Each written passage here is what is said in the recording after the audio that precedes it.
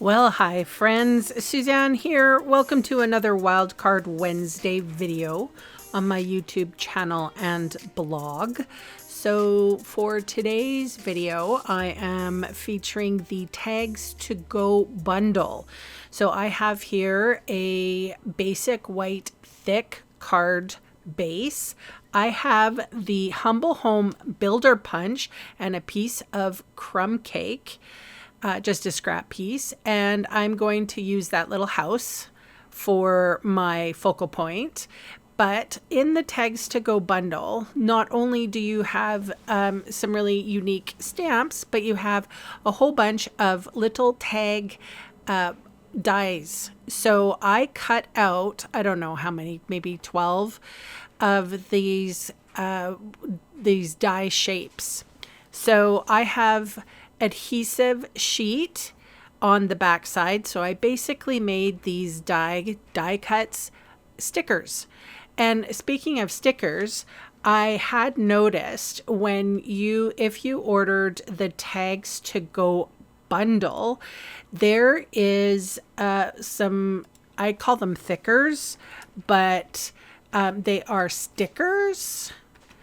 And they come with the suite. So let me see. It's called On the Go Suite Collection. You have a whole bunch of stuff. We've got designer series paper, similar. You got the puffy stickers. You can get the twine, a little suitcase box, which is super cute, the stamp set, and the dies. So you can see how I just got the dies and the stamp set, and I'll get the other stuff later maybe. But you can see how I'm utilizing these dies just for a decoration, a background decoration. And like I said, I've die cut these with adhesive sheet in the back so that I can just peel off the release paper and make stickers. So I encourage you to check out. This is I believe it's an online exclusive product, and you may want to check out all the extra products that you get with this. So as you can see, I'm cutting off the excess, and I basically given it a little haircut, but those pieces that I have removed, I'm going to reattach on the top. So one thing that you can do instead, it's just saving me a little bit of extra time because I die cut so many of these. I just cut off the bottom and put them on the top, and I will do the same for these pieces. So I will attach to the side and then use it on the other side. The only thing that I did differently for this, I was kind of exacting where I wanted to put these, I don't even know what they're called, shapes.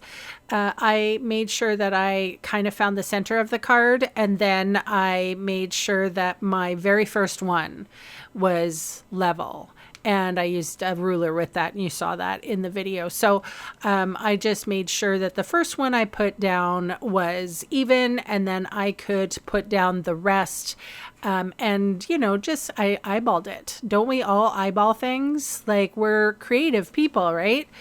And honestly, if you wanted to measure everything out, you could. It would take you a super long time.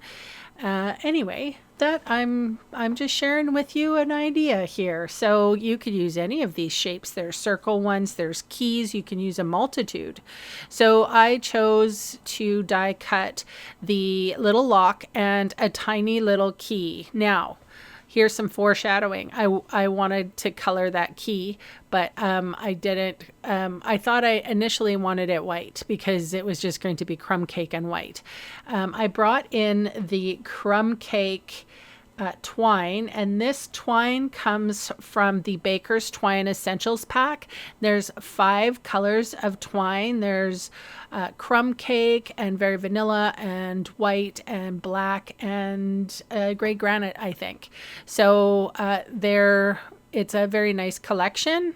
Maybe I'm not 100% sure if that entire, let me just double check on that twine. Yes, black, white, very vanilla, gray granite and crumb cake. Yeah, so I'm right. So I used a little bit of the crumb cake, matches really nicely.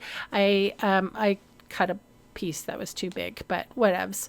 And I attached the key to it. Then I tied a little knot, and I'm sparing you from seeing me fuss through this. I did fuss a little bit. I got the right length, pulled it taut, trimmed the edges, and then I adhered the house and the lock and key to the middle of my card, or the top portion of my card. And then I will stamp with the Tags to Go bundle.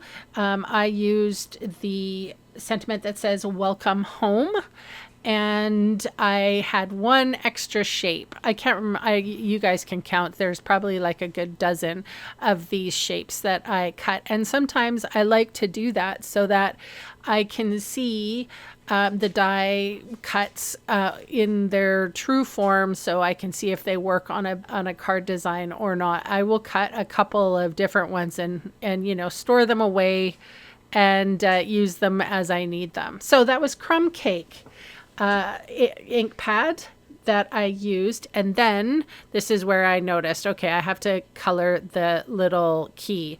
So I went in with a finger dauber.